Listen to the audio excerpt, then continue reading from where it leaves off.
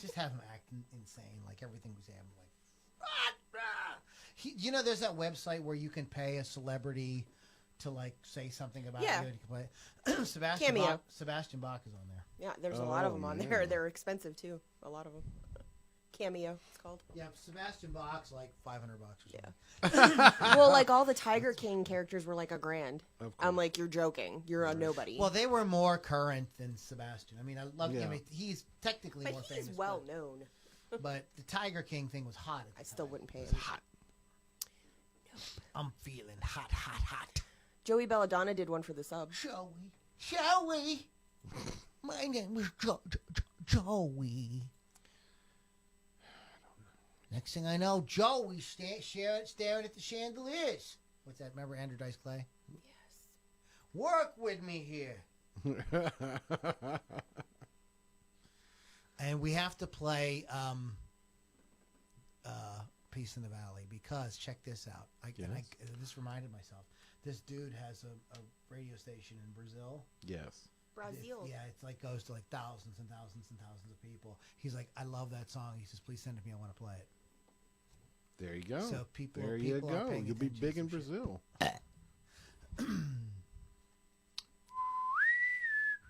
The violin player there from Kansas. I was going to bring that up. Robbie Steinhardt. Yeah, I was going to bring that up. I love him. First the guitarist from Cinderella, now this. Who's next? Big old bunch of sock. Mm-hmm. And not in a good way. I know, right? We're not even bantering yet. I know, right? We haven't gotten that. We haven't. We're not even getting warmed up yet. I don't know. I'm pretty sweaty. Not in a good way. Oh. Yeah, I'm not going to find this right now. So while I feel kind of under. Right? There you go. Okay. All right, guys. How you guys ready to get this podcasting thing underway? Yeah. Way. Yeah. Way. Why do you always do that? Way. What do you pronounce it? Cool Whip, Brian. What do you call it? Way. Way. No way. We're going into Way City. Way. It's like you're in a real war. It's what you think of as a war. Not even one goddamn horse in this whole country. Something fundamentally wrong about that. Okay. I'm leaving. Any metal? Any Full Metal? Any heavy metal jacket? Yes. Any Full Metal Jacket fans out there? I only liked the first half of the movie. I know. Like that's a chick thing. Every girl I know is like, I like the first half, I like the second half. I only like it till they like men yelling at them, I guess. Well, they're used to it. That's what they can relate to. It's not entertaining after that. Oh. Okay, guys, you guys ready? Yeah.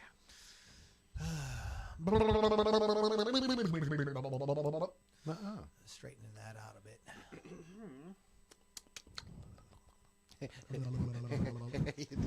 You're silly. I see what I'm missing here. Your brain. Oh, that's funny. Does that. Okay, you guys ready to rock and roll all night and party ever? You wanted the best. You got the best. Isn't that what you better be careful because Gene's listening and he will sue your ass. We haven't started recording it. Just say breast. He still heard it. He still heard it. He heard it somewhere. He's everywhere. He's like your dad. All right. We got to save it for the podcast. Here we go. You guys ready? Okay. In 5, 4, 3. On Friday, this past Friday, the 17th of July, 2021, a vehicle caught fire at my auto repair shop, Lombardi Auto Body Repair. Now, thankfully, I'm supposed to turn myself up. No one was hurt. Okay? That's the good news. The City of Washington Fire Department got it under control, like lickety-split, and pretty much saved my business. So far, it only looks like we lost 2 vehicles, but there's major damage to our paint building, and it's going to take a while to sort of sort everything out with insurance, etc. But the good news is, because we contained so quickly, we still have total use of the rest of the shop, so we are able to remain open for business. So in honor of Prometheus's gift to mankind, we will be talking about the hottest rock and metal songs about fire! Get ready to rock out with your talk out. It's the Ludini Rock and Roll Circus.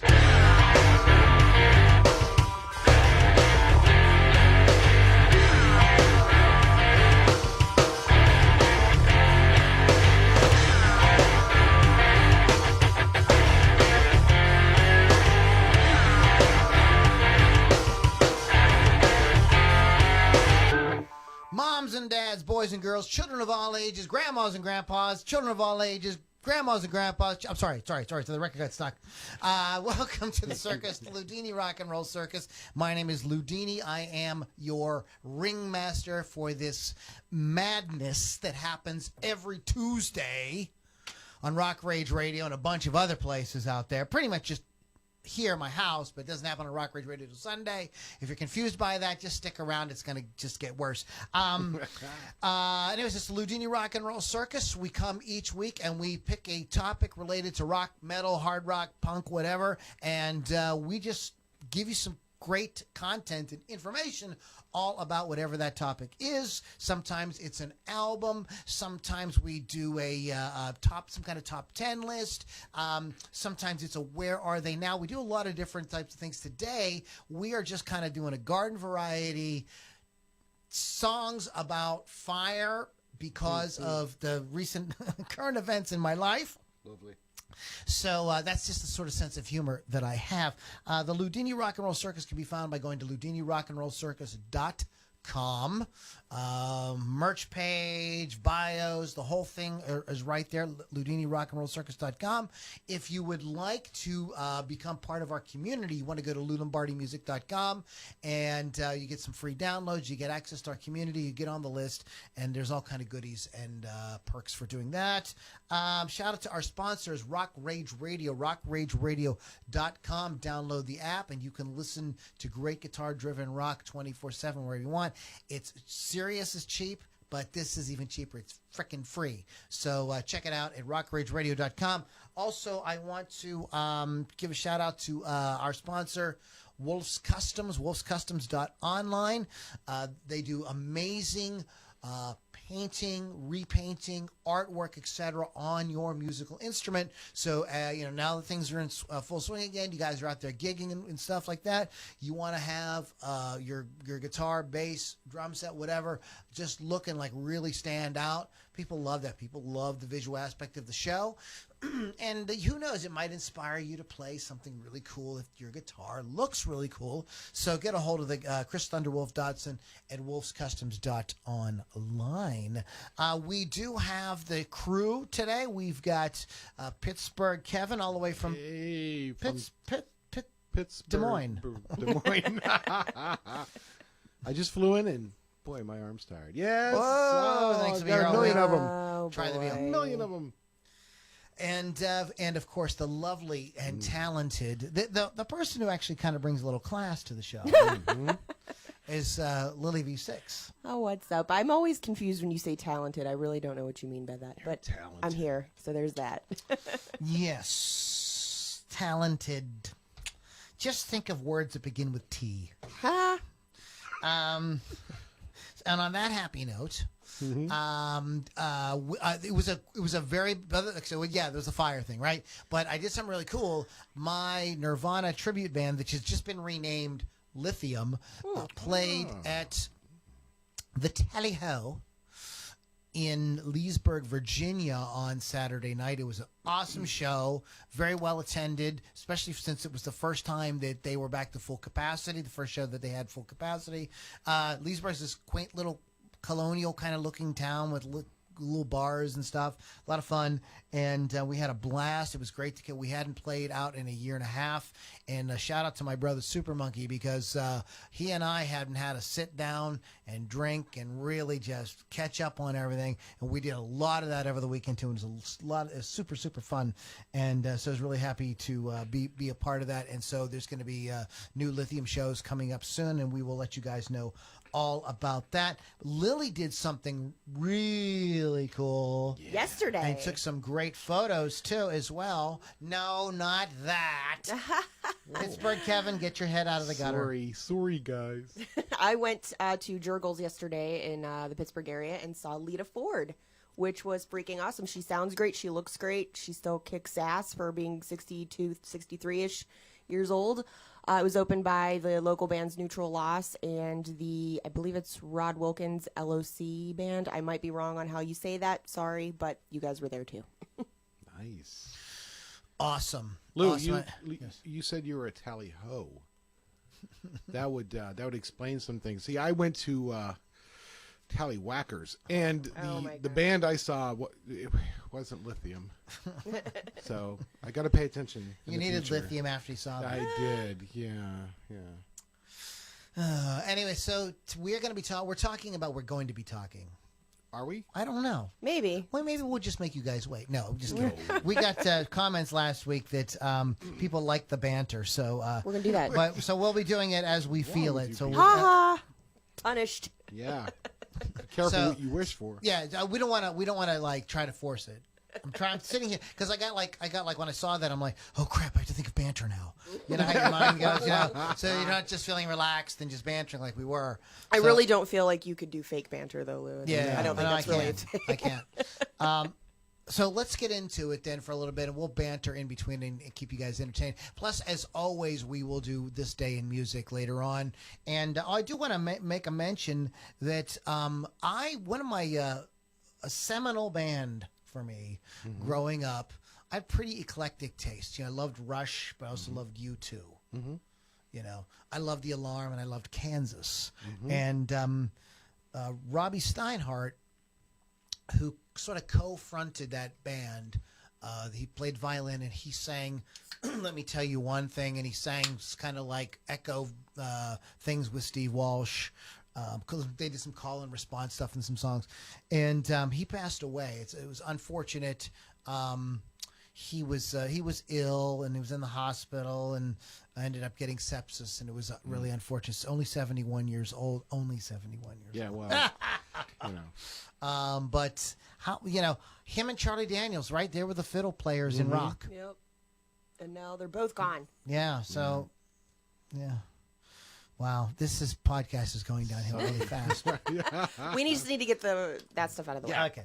Right. So anyways, I just want to shout out to Robbie Steinhardt. Kansas was just the band I absolutely loved, and was just sort of sad to hear that. But they left us some great music, so go listen to some of it. So let's go ahead and start talking about these songs about fire. Oh my God. Whoa. I hate you guys. There are so many songs with the word fire in it in the title or about fire. I thought it was amazing how many I found. So that was awesome. So who starts? What do we had kicked around different ideas for this week. One was songs to crash your car to. I forgot about that. And I think that will be fun. We will have to do that in the future. And Keith sent me an idea. I don't have it in front of me at the moment as well. But yeah. So why don't we just go ahead, and maybe great if you could just maybe start the show. Maybe it's just an idea. I'm gonna burn this place down. I'm gonna don't get my sleep. Do you want me to talk there, Ringmaster? Or yes, I want you to start, babe. I want you to bring us in. So we're gonna talk about a song that I heard live last night, "Playing with Fire" by Lita Ford. Yeah. It's one that I love. It's from the album Dangerous Curves from 1991, which I didn't realize was from the 1990s, but that's okay. This one isn't about a literal fire, but about the fire between two young people in love or lust or whatever you want to call it. She sings about how she takes what she wants, whether she should or not, whether it's forbidden or not. Again, whatever. She's taking the risk and playing with fire. I can relate to the song because I have done the same thing many times in the past and gotten burned, but it's okay. If anyone gets hurt in that situation and you don't care, then you're just playing with fire. So, yay. But it was a great song, and she sounded great last night. Wow. Playing it and singing it. Oh, Lily. You don't like that song? It's not on there. I already looked. Yeah, the one that I wanted to talk about is not on here either, unfortunately. Sadness. Yeah, I wanted to talk about Into the Fire, not the Deep Purple song, but the Dawkins song. Yeah, legit. So unfortunately, I don't have. It's a great Dawkins track. It was a decent hit for them, also. Yeah. Yeah. So, thanks, Internet. why don't you give us? I'm getting something together here, Pittsburgh Kevin. Why don't you? You go, Kevin. We spoke about this band briefly earlier. I'm going to go with Kansas. Fight Fire with Fire. It's a good one. Thank you. Let me do my research. No. So it's off their album Drastic Measures from 1983, and this particular single hit 58 on the charts. That's pretty good. Wow. It was their 12th Kansas single to hit the charts. And again, not a whole lot of information. I just remember hearing it. I remember getting Drastic Measures and just being blown away. And Fight Fire with Fire was one of my favorite songs. I think that's the song that opens the album. I'm not sure. If I'm not. You see, kids, back in the day, there It's were not these on things here called either albums. to even read anything about it. Yeah. So that's a little. These are both these songs were kind of obscure. Let me get into one though, that is. I think we all A know. little more mainstream. Yeah, a little bit more mainstream. This song was now. I turned the radio on, like in 1980. Okay. So when I say that this song was my introduction to Blue Oyster Cult, don't get all over my ass, because this song was a big radio track for them, album radio, a rock radio track for them, "Burning for You," written by Buck Dharma. Oh yeah, and I love that name. Richard Meltzer, who was a like a rock journalist who often contributed lyrics to Blue Oyster Cult. Did not know that. He was Dharma was going to release this on his solo album, Flat Out, but was later convinced to include it on Fire of Unknown Origin, which is also one of my favorite album covers. We might do a part 2 favorite album covers. We did that before. But he said "Burning for You" is a Richard Meltzer lyric that probably has the most sincere sentiment from my view. I wrote the music to that because I thought I could, do a good job, and I guess I did. When Meltzer wrote the lyrics, he titled the song "Burn Out the Night," which is a reference to an evening of rock and roll. Blue Oyster Cult had a band house where the band members and associates, including their manager, Sandy Plellman. Oh, Sandy. Sandy Plellman. Sure.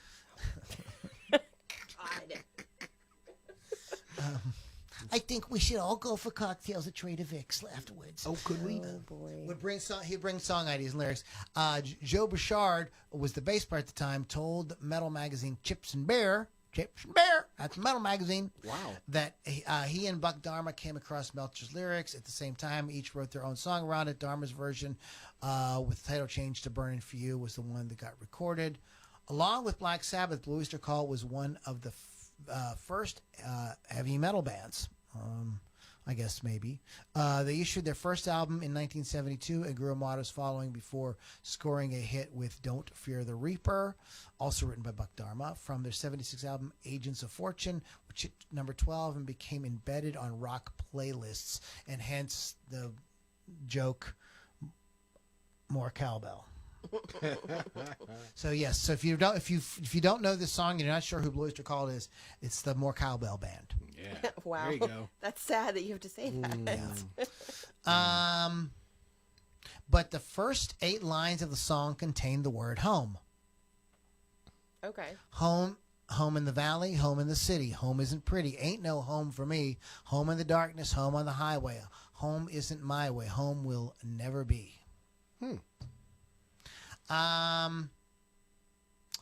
Verses build into fiery chorus where Dharma is living forgiven, the devil his due. There's much more rock and roll than that. No. You can tell the song was written in part by a rock writer from the line "Time to Play B-Sides," which back in the days of 45 RPM vinyl records were the tracks that came on the flip sides of the hits. So that's a thing that nobody. You hear that, it's like a B-side, and you may not get where that even comes from.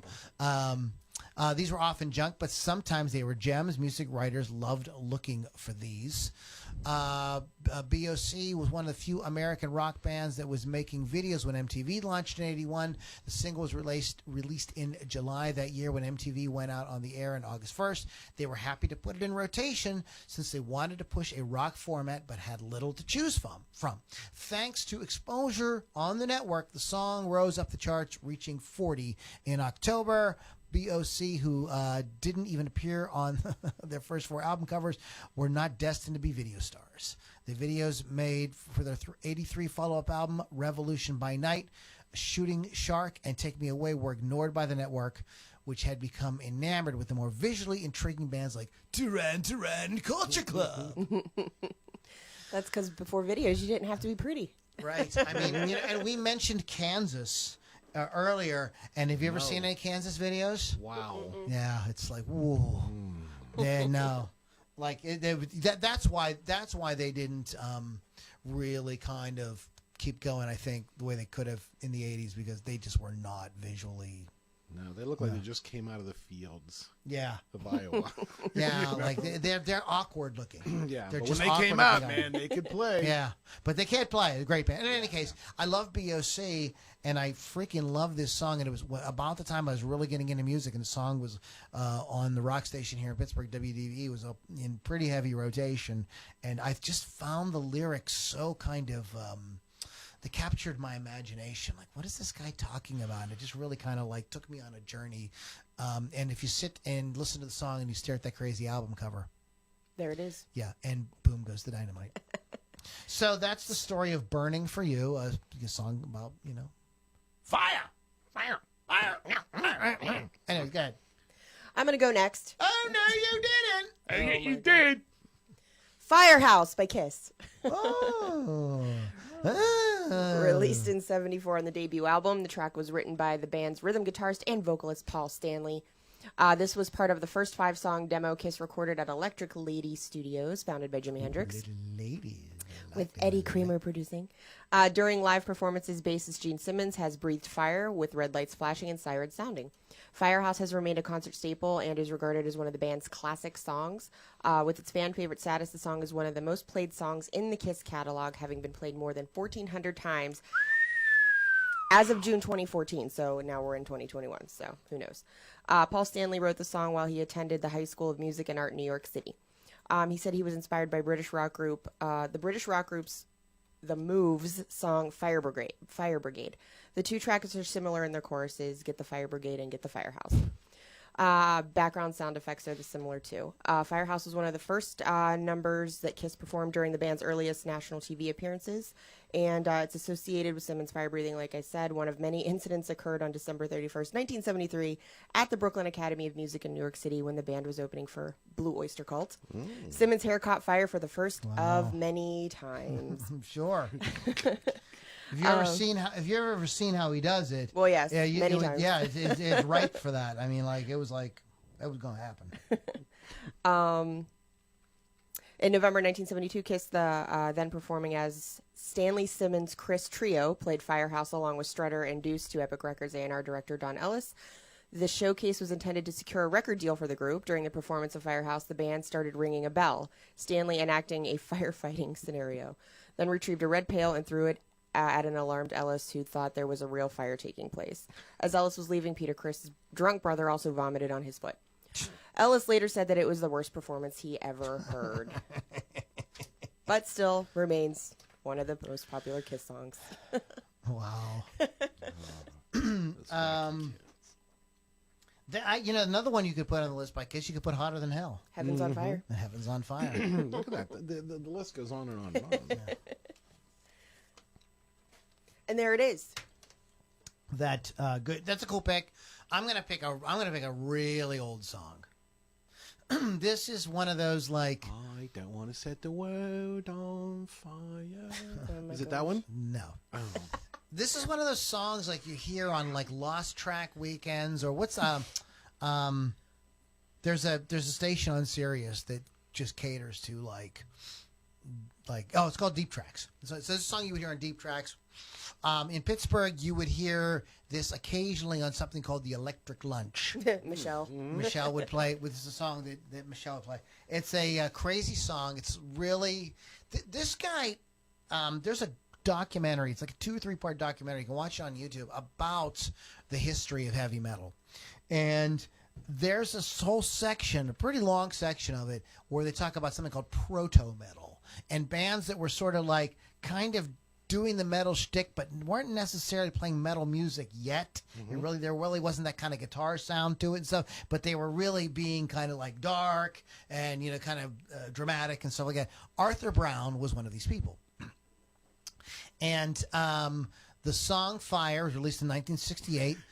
performed by the Crazy World of Arthur Brown. It was released as a single, and on the band's debut album, also called The Crazy World of Arthur Brown, the single became a transatlantic hit, reaching #1 in the UK and Canada, and #2 in the United States, while hitting the top 10 markets across Europe. During live performances and in a black and white promotional TV clip, Brown performed the song wearing a burning helmet. So there's more fire. Wow. The helmet was improvised with a leather skull cap onto which was bolted a metal dish that held lighter fluid or petrol. This is old school. This is how rockers did not know how to do pyrotechnics. Not yet. Yeah. They were just figuring that out. Could you imagine the club they would go into and do? Oh my God. Anyways, as the cap was the cap wasn't insulated. Oh. So the heat and the burning fuel quickly conducted through the fixing bolt on the top of Brown's head, causing him considerable pain. Boy. Wow. So he's on stage. He's got like this little leather cap on, and they rigged up some kind of metal plate on it, and they put lighter fluid in and light it on fire. Well, there's like a bolt, so it's like conducting heat right into his head probably after like 20 seconds. Sounds like some Nikki Sixx shit. It's like Nice. yeah, but it's the 60s. People were just trying to figure out how to do the stuff. Yep. There are 2 mixes of Fire which have been officially released, one in stereo and one in mono. That's how old we're going here. Wow. The mono mix features no brass. Both versions are included on the CD reissue of The Crazy World of Arthur Brown. The B-side single, Rest Cure, was another track from the album, so we talked about B-sides earlier. The song is an example of the psychedelic rock period, though its lack of guitars and bass distinguished it from many of its contemporaries. The lead instrument in this case was Vincent Crane's Hammond organ, augmented by orchestral section featuring prominent brass. The singer's opening proclamation, "I am the god of hellfire," became a lasting catchphrase. The song ends with the sound of wind from hell, along with Brown's trademark banshee screams. Credit for the composition of Fire on the original vinyl single was to Arthur Brown and Vincent Crane only. However, Mike Finesilver and Peter Kerr successfully sued for co-credit and the royalties based on melodic similarities to their song Baby, You're a Long Way Behind. Things you didn't know. Wow. I'm not going to lie, I don't even know what the song is. You don't know. When we're done, we'll listen to it. You have heard it. You'll So go like, oh, yeah, I'll I've know heard it, but okay. You'll know. I mean, you probably don't you wouldn't know it to sing along with it. Oh, But okay. you'd like, oh, yeah. I've heard I know that thing. Yes. Okay. But it starts out with that, "I am the god of hellfire," and then it gets into Yeah, I this, definitely. it's It's crazy. not familiar It's to me. really off. It's really off the hook. He but lights his head on fire. But yeah. And I thought it was an interesting song and an interesting story. So I wanted to do something a little bit different for you guys. So I hope you enjoyed it. I did. Speaking of that, That is what is going on? I can't get mine to pull up the thing. We've got Beth watching, and Chris Thunderwolf and Raven are there. Robert King, he's from Babylon Rising. Robert King. Nice. We love you. My mom, Tracy Sampson's watching. Hello, Mom. Hello, mummy. Heath Emery. Keith. Not Keith, Heath. Heath. Oh. Diana Swens, Robert Diana. Pearson, Wow. watching from Fort Wayne, Indiana. Woo! Wayne. And that's what we have. Nice. Ludini Rock and Roll Circus salutes your town of Fort Wayne. Salute. Wow. We're old. Do you even know what that's from? No. Yes, Lily? yeehaw. I was didn't. asking her. No, I've never Yeah, I'm seen like, that yeah, show. Oh, she I'm sorry. I doesn't jumped know. right in. It was like That's okay. It She was, got didn't know. excited. it I was an understand. interrogative. You got another one over there. I do. So we're going to turn it over to Pittsburgh Kevin. That's me, everybody. So this song is not necessarily about fire, but the word fire is very prominent toward the end of it. This is AC/DC. For those about to rock, we salute you. And of course, at the end, you've got the cannons, and you've got, he's saying, fire! Right. I do So like that song. the title of this song is the inspiration is from the whole thing with the Romans and Caesar and everything, and Hail Caesar, for those who are about to die, salute you. And of course they changed it to rock because they're lyricologists, man. Great. But anyway, the really cool thing was the whole canon thing at the end was inspired by something that really had nothing to do with this song. The album and the single were released in 1981, and they were cutting the first recordings of the song the same day as Princess Diana and Charles were getting married, and Angus recalled someone had the wedding on in the next room. Oh my God! Somebody take that away from him. Oh Lord, boys and their Get toys. But he said somebody had the wedding on, and there were cannons going off. Oh. And they're like, that sounds pretty good. And that's why they added the cannons at the end of that song, is because of Charles and Diana's wedding. That's interesting. Yeah, it's I very didn't even know. Did not know that. That's wild, wacky stuff, Oh Ed. my God, Carson, stop. Yes, Ed over there is. Ho! Right you are, Lou. So, what do you got? I have Quest for Fire by Iron Maiden. What? The song is from the fourth studio album, Peace of Mind, released in 1983. It was the first album to feature drummer Nico McBrain, who had recently left the band Trust and has been Iron Maiden's drummer ever since. This is based on the 1981 French film of the same name, directed by Jean-Jacques Annaud. Oh. It is about cavemen looking for fire and contains little dialogue.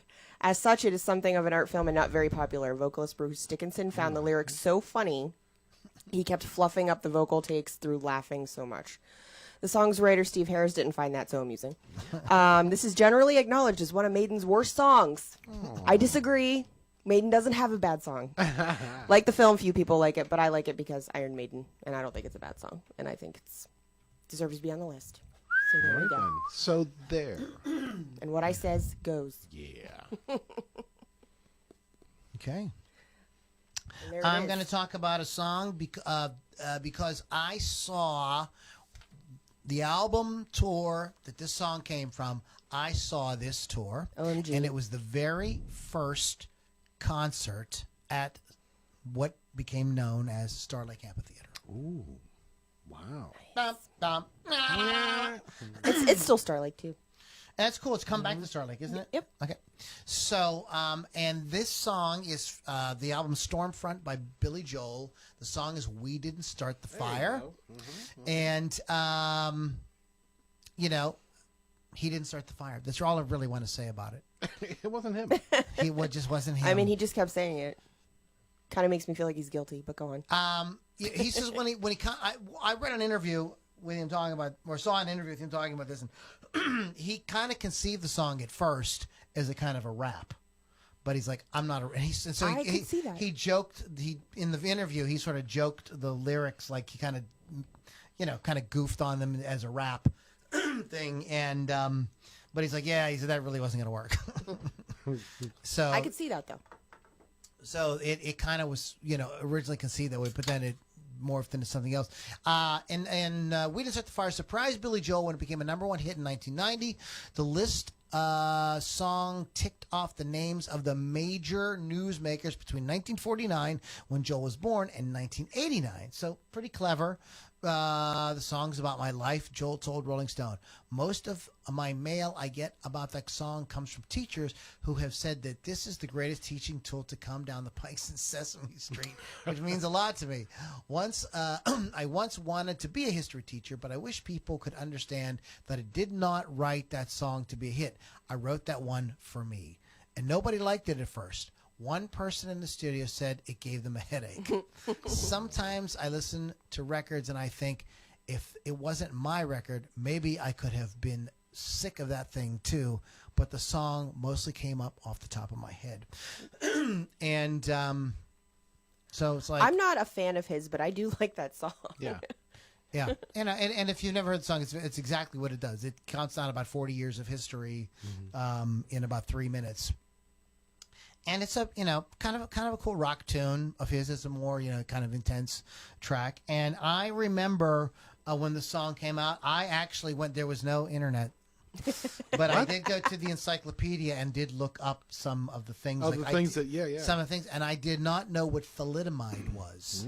And he talks about the children of thalidomide, and I was like, what the hell is he talking about? And so it's very interesting. It was a fertility medication, right? It was an anti-nausea medication given to mothers. Oh, okay. So it wasn't fertility; it was anti-nausea. No, it was anti-nausea. And kids, it would cause severe birth defects, like crazy stuff. Yes. People born with flippers and things. So it made you learn. Yeah. It made me learn things. I learned my words on that song. He's smart. I had to practice my words every day, and I'll do it for Billy Joel when he starts fire. Yep. You tell him, Lou. Yep. Oh, yes, how I do. Yeah. You know what, There's Kevin? just something wrong with I us. think that you should. I should quack. I don't even know how you got that one.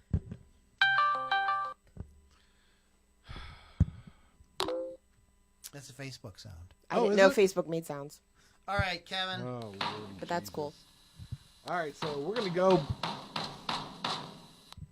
Who is it? Who's there? Who dare? Is that Lou? Lou, is that you knocking at the... How are you knocking? But you can't come in. All right, and speaking of shit like that, we're going to go way back. Way back. I'm ready to mark it because I think you have way what I have. back. Oh, you probably have more than I do because you're what they call smarts. We're going to go all the way back. Lou. Hey, Lou, we're going to go all the way back to 1957, October 8th, 1957. You going to cross that off, Lily? Sorry about that. God. It was kind of low-hanging fruit, so I figured, what the hell. Hate you. Little song recorded at Sun Studio, Memphis, Tennessee, October 8th, 1957. Do you like my old-timey radio voice? No. All right, I'll stop doing it. It's a song by the man himself, Jerry Lee Lewis, Great Balls of Fire. And although it's not really heavy metal or something, but it's pretty rockin'. It was on my list. Yeah. Well, see, and if Lily has it on her list, you know it's got to be noteworthy. But, yeah, the song was actually done by only 3 people. It was Jerry Lee Lewis on piano, Sidney Stokes on bass, and a session drummer named Larry Lynn. These sound like fake names, but yes, go on. What? Sidney Stokes and Larry Lynn. Sounds like cartoon names. People were named that Like back in the Sandy 50s. Perlman. There was, yeah. Don't forget, That was his cousin. His cousin came over, played the drums for him. Thanks, buddy. Anyway, But anyway, so now Lily, I'm gonna let you. Do you have more stuff? you want me to talk? Yeah, I love You want when me you to? talk. Oh, I'm sure. I love it, baby. Baby, when you talk, I get all excited. I hate you. Go ahead. The song is filled with sexual innuendo, and Lewis grew up in a religious household and was conflicted over whether or not he should record this. Excuse me, you married your 12-year-old cousin, so shut up. Anyway, the song made the top of the pop But at R&B. least they was married. They weren't screwing out of wedlock. This song made the top 5 of the pop And they R&B. were cousins. True. But they were cousins, That's but they true. weren't brother and sister cousins. So it's okay. and country charts simultaneously with a whole lot of shit can go on and this and the song you're talking about. Both hit number 1 on the country charts, and while it sold 5 million copies, which was less than its predecessor, it charted higher. It was also featured in what movie? Top Gun, with Goose. I'm sorry, I'm a little slow tonight. That's okay. I'm a little slow. With Goose and Pete Mitchell, a.k.a. Tom Cruise and Anthony Edwards, singing in the bar to pick up a lady. Talk to me, Goose. And the title of the 1989 biopic, Great Balls of Fire, about Lewis was played by Dennis Quaid. Mm-hmm. And took I the song saw it in title. the theater. I you? did not. Super fun. Yeah. You see it? Yeah, Yeah, it's a really yeah. fun movie. It's not great. It's just fun. Yeah, it's fun. It's just a fun movie. And Alec Baldwin Yes. plays Jimmy Swaggart in that. I haven't seen it. Oh so my I goodness, that's don't right. Because Yeah. they were cousins, They right? were cousins. He did not marry Jimmy Swaggart, But however. they don't marry Jimmy Swaggart. No, because he's a boy. He couldn't have did the Reverend that's Jimmy allowed, though, right? Swaggart. Yeah. Ain't that something? Now, Jimmy got himself in no trouble playing with damn prostitutes in the hotel rooms. These things happen sometimes, but he sinned and he said he's sorry. He It's said, okay. I sinned. All like he married his 12-year-old cousin. Didn't marry no cousin, but they were cousins, not brother and sister cousins. Is there anybody listening in the South right now? Because Yeah, we'd we're like in to so take much we'd freaking like trouble to take a right moment to apologize and say that we're off our medication. So there's West Virginia and below. that's, Okay, I want to talk about this song. I love this guy, and this was the Beatles' favorite American singer. And Harry Nilsson, eventually, him and John Lennon did hook up and did work together, and they worked together on this song. Jump Into the Fire is a song by singer-songwriter Harry Nilsson from the 1971 album Nilsson Schmilsson. Was also issued as the album's second single after Without You, and peaked at 27 on the American Billboard Hot 100 chart and number 16 in Canada. Written by Nilsson, the song is in a hard rock style. Is kind of a bit of a departure from a lot of the other things he did. The song was produced by Richard Perry and includes a segment where the bass player Herbie Flowers audibly detunes his instrument. Jump Into the Fire gained further recognition following its inclusion on the soundtrack to a pivotal scene in Martin Scorsese's 1990 gangster thriller, Goodfellas. Mm-hmm. It was featured prominently in a 2015 film, A Bigger Splash, starring Ray Fiennes, and episode 4 of a 2021 BBC Netflix series called The Serpent. Oh, yeah. It's a rock song written and performed in the style of the music journalist Matthew Greenwald likes of the early 70s sound, of like kind of the early Rolling Stones 70s sound. He adds lyrically, on the surface, it's a hot lover's plea. However, it could easily be taken as a plea to society as a whole, like a lot of Nilsson's greatest songs. It works on many different levels. Steve Thomas Earlywine describes the track as a surging hard rock, while James Parker of The Atlantic calls it livid dragon bones funk. Mm-hmm. Okay. Song recorded in London in 1971 for the album Nilsson Schmilsson, as we said. As with much of the material on the album, it marked a departure from his previous work, as Nilsson was keen for commercial success after years of recognition as a quality artist and songwriter. He later commented, "What do you say to a man who writes the puppy song and then writes Jump Into the Fire?" I really needed to, he said, felt like he needed to make a big change, and that's exactly what he was hoping would happen. The sessions were produced by Richard Perry, whom Nilsson acknowledges having been instrumental in his progression. The musicians on the basic track were Nilsson on piano, Chris Spedding on guitar, Herbie Flowers on bass, Jim Gordon on drums. Flowers recalls that Nilsson gave only vague instructions, lots of tom-toms, a bass riff in D major, and yelled out stuff like that. Bass part includes a section where, following Gordon's drum solo, Flowers detunes as he plays. Interesting. According to Flowers, he began loosening the bottom string for a laugh, believing that by the point of the song, the performance would be faded out. But it got released on the recording. Overdubs on this master take, included Nilsson's vocals, guitar solos by a guy named John Uribe. I would say Uribe. Uribe, and another rhythm guitar part by Klaus Vorderman. Klaus received a lot of airplay in the 70s. Yeah. Okay. And as we said, it was in Goodfellas. It's a great movie. Yeah. Super fun song. He was hanging out with John Lennon at the time. This album, some of the impetus for this album was a time that he spent with John Lennon in Los Angeles. John and Yoko, I don't know if you guys know this or not, they broke up for a short period of time. I think I did read about that one. And he ran away and hung out with Harry Nilsson. And the vocal on this song is very John Lennon inspired. And if you listen to how the vocals are produced, it's got that slapback echo that John Lennon loved. He is like drowns every record in that. That was like Lennon's like signature sound. So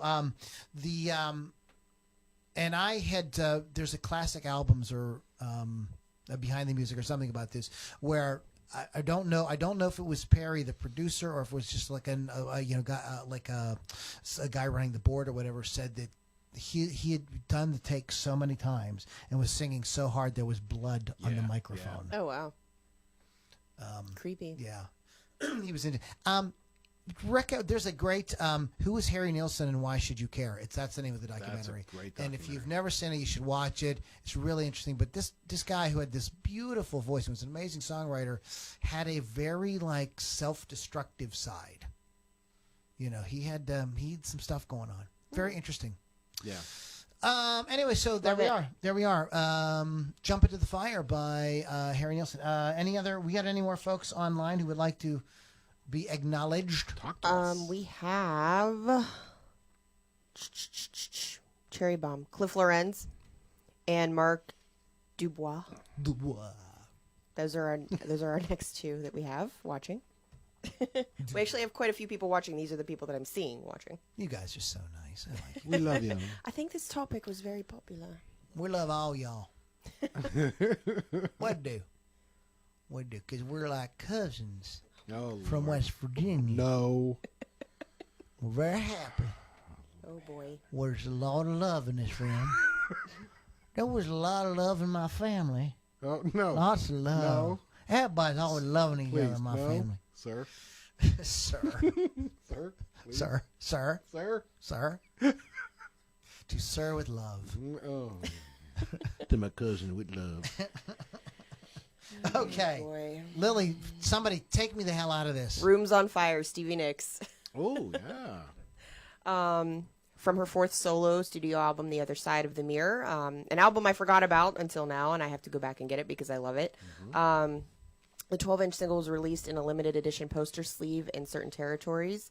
Rooms on Fire was successful on both sides of the Atlantic, reaching number 16 on the UK singles chart and on the US Billboard Hot 100.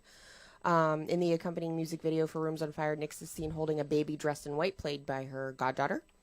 It was performed sporadically in Nicks' live concerts up until New Year's Eve of 1999, though it has yet to be played live since then. Nearly 30 years after the original release, Nicks planned to sing Rooms on Fire on the 24 Karat Gold Tour, but the song was cut from the set list. There must be something that I don't know about this song that she doesn't want to perform it anymore, so I'd have to figure that out. In a 1989 interview, Nicks gave some personal insight as to the meaning of Rooms on Fire.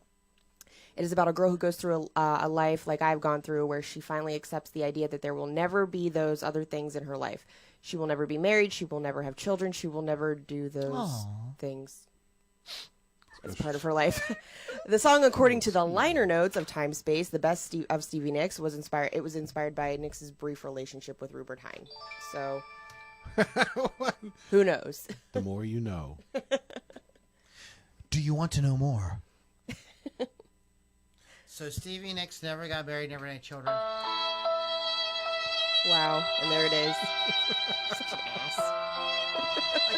I couldn't cue it up fast enough. What if Stevie's listening, man? She's going to feel bad. She apparently snorted coke in her butthole, so let's Whoa, calm down. Whoa. I snorted coke in my butthole. No, Coke Lord. in my Or butthole. ingested it. I guess you can't snort. Snorted coke in the butthole last night. Kevin, do you have any more songs? Yes, With my yes, cousin. yes, no. Jeez. I have a good one too, so you go, Kevin. All right, I'll go real quick. Oh, I see which one you're doing. Then. Yeah, you see that. You see that, do you? You're taking a look over here. No, I don't know what you're doing over here. Oh, I'm I looking see over what here. Blue's doing. All right, never mind. So we're going to go with the This is why. Oh, Ed Lawrence is now watching as well, so be good. Okay. Who's Ed Lawrence? Nobody that I know. I just. But we have to be good. She's just he might be using new. Ed as an excuse. Yeah. Yeah, good try. Good try. So we're going to stick with the female rockers. We're going to go with Pat Benatar. This one snare snap. And her song, Fire and Ice. That's a good one. That's a good one. It's good. That's a It good doesn't one. count. It also has ice in it. You're like canceling each out. Wow. Go screw yourself over there. I don't know why I'm talking like that. But anyway, Fire and Ice was the lead single off of Pat Benatar's third album, Precious Time. Yes. Released on July 6, 1981. He's sober. Oh, yeah, that's too much coffee for you, buddy. Too much caffeine. No more coffee for you. The song was written by Pat Benatar. It's Pat. It's Pat. Wow. That would be hilarious if that Wow. turned out it was actually written. Written by Pat Benatar, Tom Kelly, and Scott Sheets. That's a made-up name, Scott Sheets. Come on. Well, I mean, That's- my name's a no, made-up name. no. Let's be for real. What? Anyway, so it peaked at number 17 on the U.S. Billboard Hot 100 and peaked at number 2 on the U.S. mainstream rock chart. You know, there's way too many rock charts. And Legit, I know. Oh, my God. The song also won Pat Benatar her second Grammy. Yay! She For deserves it. Best Female Rock Performance in 1982. So there you go, Pat. Oh, I wasn't probably born yet. No, I was. I was probably a couple months old. All right. I want to give a shout out real quick to we did a post today in our With an overwhelming in our group, responses. and the group is really growing, and we're getting more and more people joining every single day. So we really appreciate that. If you would like to become part of the community, go to LouLombardiMusic.com. You get some freebies. You get access to different contests and things that you can't get anyplace else. Anyways, so I asked, hey, fire songs. What they could tell me some of your favorites. Smoke on the Water. Yes. That's on my Chris list. Vaughn. On our list. Yeah. Michael Goltz said Rock of Ages. I'm not sure. I how get that's where a- he's getting that. It's in the lyrics. Start a fire. Okay. Yes. All right. Fire Woman by The Cult. Fire Sure. Down Below by Bob Seger. Child of Fire by Queensryche by Ed Prokopka. Lynn Lingle said Ring of Fire. It's a good one. I almost had it on my list, but then I put Great Balls of Fire, and then somebody Yeah. stole it. Into the Fire by Deep Purple said Mark Davey, and then I added, how about Into the Fire by Dawkins? Yeah. So, but really, just to give a quick shout out, Vince Ornato, brother, you were the one who talked about you knew Arthur Brown, so you inspired me today. Fire and Ice by Yngwie Malmsteen. The Swedish Meatball. The Swedish Meatball. God Love of him. Hellfire. No, okay, never mind. That's Bill Van Horn was referencing the Arthur Brown song. Heaven's on Fire by Kiss. Thank you, Chris Bond. Lake of Fire by Meat Puppets / Nirvana. That's the Bill Damiano. John Lane, Burned by the Hellfire Club. Oh, this is. That's local. That's all right, dude. Good for you. You promote it. brother. Boy. Beds Are Burning by Midnight Oil. Chris had it Bond. on my almost list. put that. I had on my list. Quest for Fire There by it Iron is. Maiden. You Sure. mentioned that. By Barb Hilzewski said that. And so there's a whole bunch. Jim Vernon, Firehouse by Kiss. Lily talked about that. Light of Fire by the Headpins. I only know one Headpins song. I don't know that one. Burn by Deep Purple. That's Vince Ornato's favorite band, I believe, is Deep Purple. But yeah, we got a whole bunch. Thank you, David Kidd, Steve Wiley, Bill Rimmer, Beth Peternell. Take Hold of the Flame by Queensryche. That's a good Yeah, one. that's our early Queensryche track there. And so I just want to give a shout out to all you guys for joining in. And somebody said Fight Fire with Fire. Yes. There's a Metallica Fight Fire with Fire. Yes, you guys know there that? is. I did know. That's the one that most people will probably be more familiar with. But okay, let's talk about the Doors. The The Doors. Song written by Doors guitarist Robbie Krieger, who wanted to write about one of the elements, fire, air, earth, and water. He recalled to Uncut, I was living with my parents in Pacific Palisades. I had my amp and SG. I asked Jim, what should I write about? He said, write something universal, which won't disappear in 2 years from now. In his poetic way. Something that people can interpret themselves. I said to myself, I'll write about the 4 elements. I picked fire, as I love the Stones, play with fire. And there you are. So that's how that song came about. At first, the song had more of a folk flavor, but when Jim Morrison wrote the second verse, Love Become a Funeral Pyre, Ranzeric came up with the famous organ intro. Densmore also contributed, coming up with some rhythm.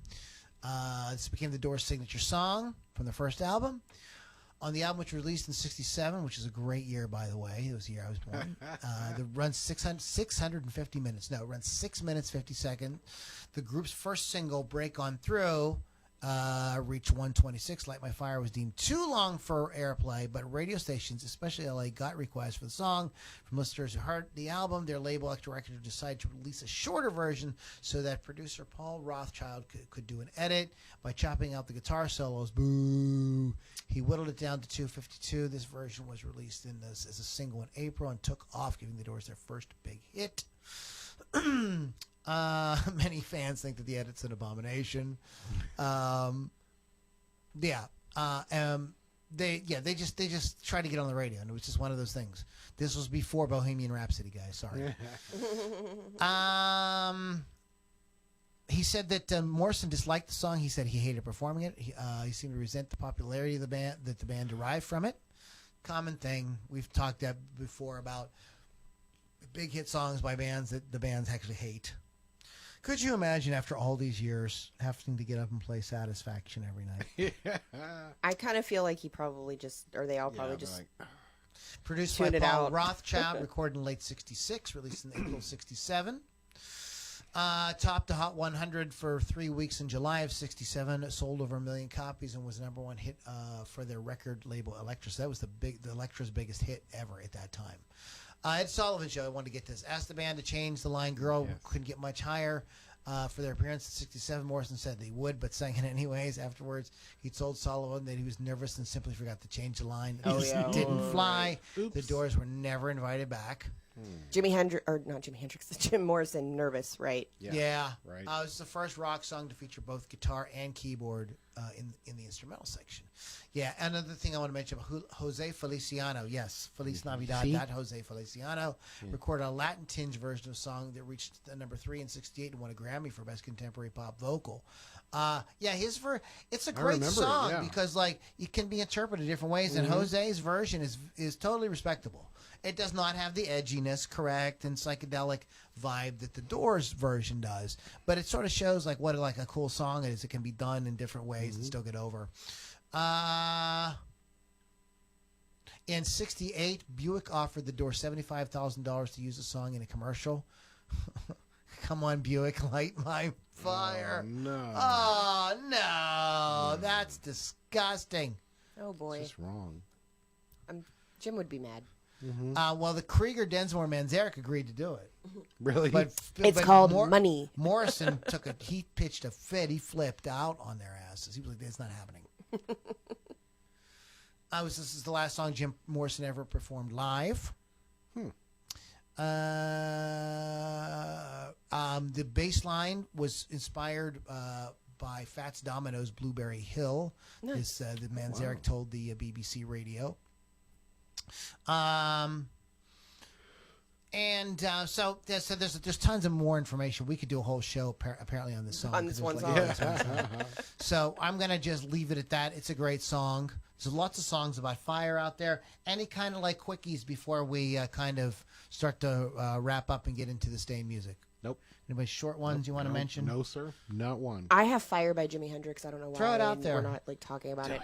Song written by Jimi Hendrix, recorded by the Jimi Hendrix Experience in early 1967, described as an exercise in soul, psychedelic rock, and polyrhythmic jazz-inspired drumming. One of the most popular songs. This was the first song that he lit his guitar to on fire, so it's kind of like prominent in the whole thing. I don't think we really need to talk too much about the song and the history because there isn't much to say about it, but good song. Should be on the list. Fire. Yay. And real quick, shout out to Smoke on the Water because it is the song, the lyrics are a true story about a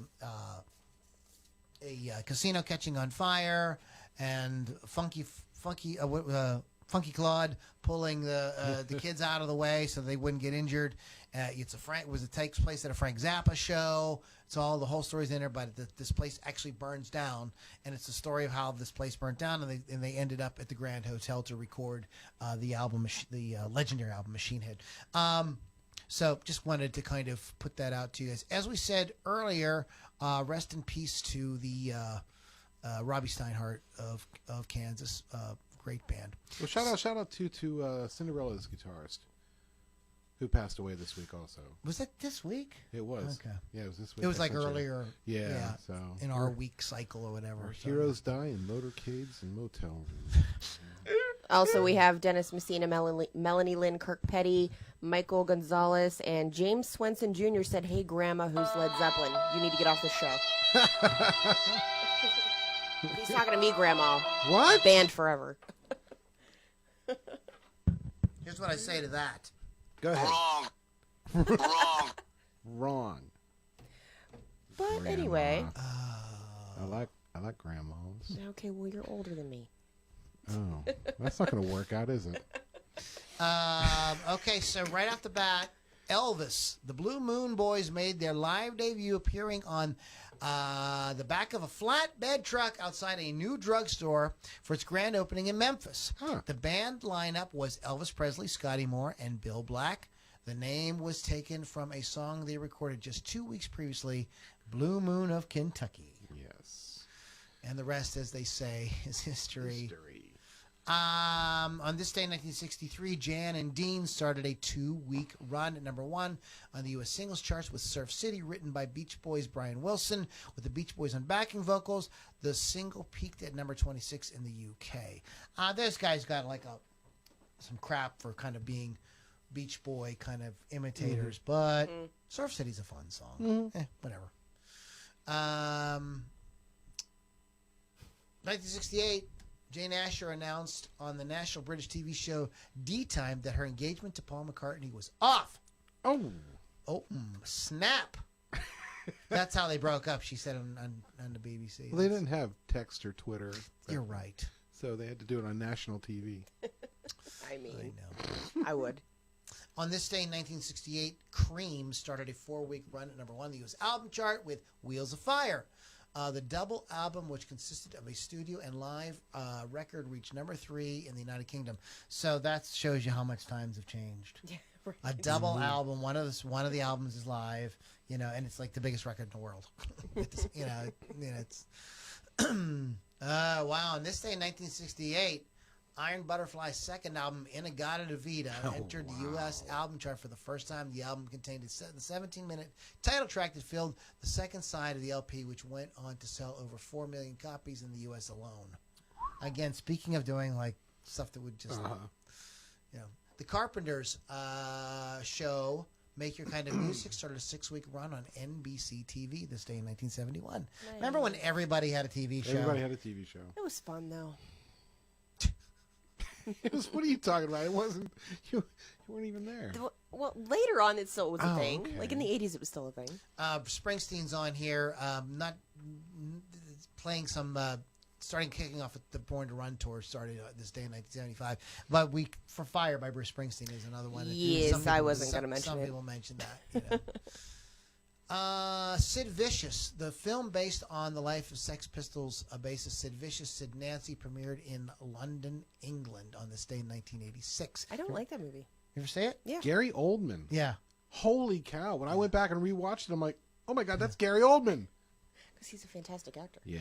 On this day in 1986, Carlos Santana celebrated his 39th birthday, 20th anniversary of the music business with a concert in San Francisco. Previous group members were assembled for the event as 17 of them performed together on stage. A lot of people come through the Santana band. Yeah. That's my age now. Yep. Right. Do you remember this song? This was one of the songs that was inescapable. It was so huge. It was like the radio was playing constantly. EMF went to number 1 on the U.S. singles charts this day in 1991 with "You're Unbelievable." Spent 14 weeks in the charts before it reached the top. I mean, it was like building and building and building, and it broke number 1. It was a freaking huge song. Britney Spears. Free her. No. That train Free her. Nah. Free her. She needs to be caged. What? She's not mentally stable. Come on. Do you know her? Happy birthday to John Lodge, bass vocal with the guitar, bass and vocals with the English rock band The Moody Blues. There you go. Born on this day in 1945. Kim Carnes Wow. and her Betty Davis eyes were born this day in 1945. 45? Yeah, 1945. That's Now I feel like scary. Lily when we talk about stuff in our day. Happy birthday to Carlos Santana. We mentioned that There he earlier. is, yep. This day in 1947.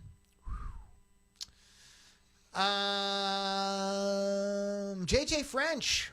I did know that because somebody posted it on Facebook today. From Twisted Sister, born this day. Also, the founder of TVT Records, which signed some really great bands, including one of my favorite 90s bands that does not get enough love, and that is Seven Dust. So, shout out to JJ. Yeah, JJ. JJ. What's wrong with me? Stop him. I need to stop it. Somebody needs to stop me right now. Dig Wayne was born this day in 1962. Of Wayne Enterprises? This day in 1964, the guess not. amazing and gone too soon singer Chris Cornell was born this day in 1964. That's right, yes. Primary singer, songwriter, rhythm guitar for Seattle rock band Soundgarden, lead vocals and songwriter for the group Audioslave. Died suddenly in Detroit on the 17th of May 2017 after performing at a show with Soundgarden. Which would make this Bennington's death day. Andrew Levy of the Brand New Heavies was born this day. Stone Gossard. There's all kind of look, it's a third 90s person. Stone Gossard, guitarist for Pearl Jam, was born this day. One thing, I'm not a big Pearl Jam fan, but I have to say I like the way Stone Gossard and Mike McCready, the way they work together as a dual guitar unit. They aren't just chugging along playing the same thing together. They're like weaving around each other. And Lily, I know you're really excited about this. American rapper, singer, songwriter Pop Smoke. Oh, I'm just was born freaking this day. peeing in my pants with excitement over here. You'll have to clean your chair. Ah! Pop Smoke. Wow. Well, that's crazy what you say.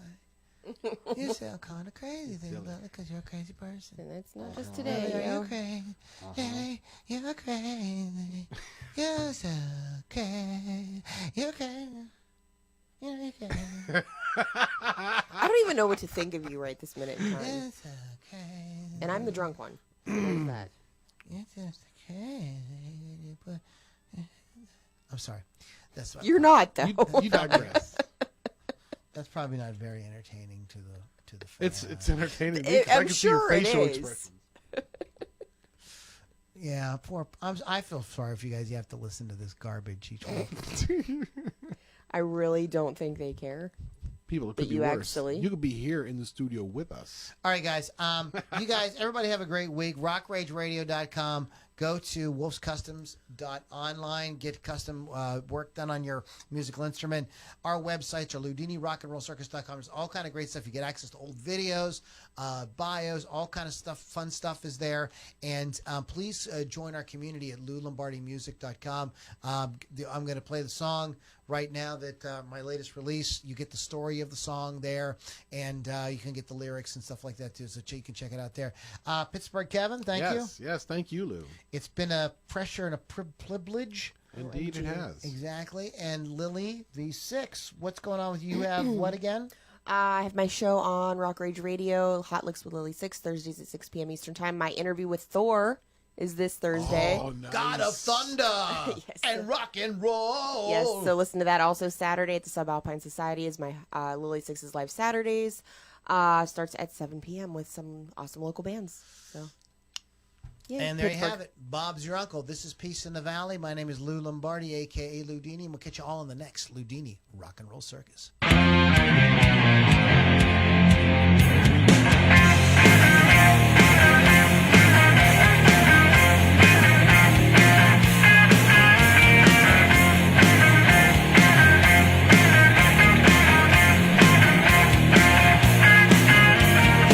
Creeping round the valley floor, I hear the cry of another people.